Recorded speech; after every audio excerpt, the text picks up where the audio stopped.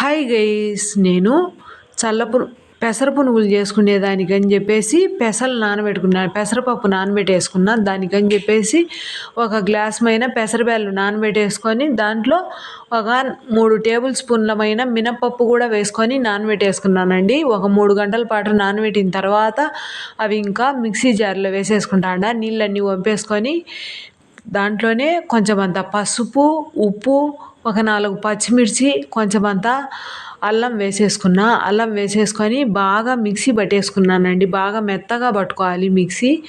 ఇలా మెత్తగా పట్టేసుకొని ఒక గిన్నెలో వేసేసి సన్నగా కట్ చేసి పెట్టుకున్న ఆనియన్స్ వేసుకొని బాగా ఇలా కలబెట్టేసుకోవాలి. దాన్ని బాగా కలుపుకొని తర్వాత నేను కొంచెం అంత కొత్తిమీర, కొంచెం అంత కరివేపాకు వేసేసి మళ్ళీ కలుపుకున్నా. నేను ముందే ఆయిల్ పెట్టేసుకున్నా కాబట్టి ఆయిల్ బాగా వేడెక్కిపోయింది.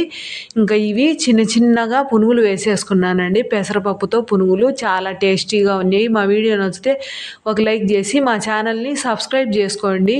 మీ ఫ్రెండ్స్కు షేర్ చేయండి. మా ఛానల్ని చూడండి. ఇలా అన్నీ చిన్నవి వేసేసుకొని బాగా కాగిన తర్వాత ఇంకా 2 పక్కల కాల్చేసుకోవాలి. ఇలా కలబెట్టేసుకుంటా అంటే 2 పక్కల అవే కాలుతాయండి. కాలిన తర్వాత ఇంకా తీసేసుకొని అన్నీ ఇలా బ్రౌన్ కలర్ వచ్చేంత వరకు కాల్చుకొని తీసేసుకొని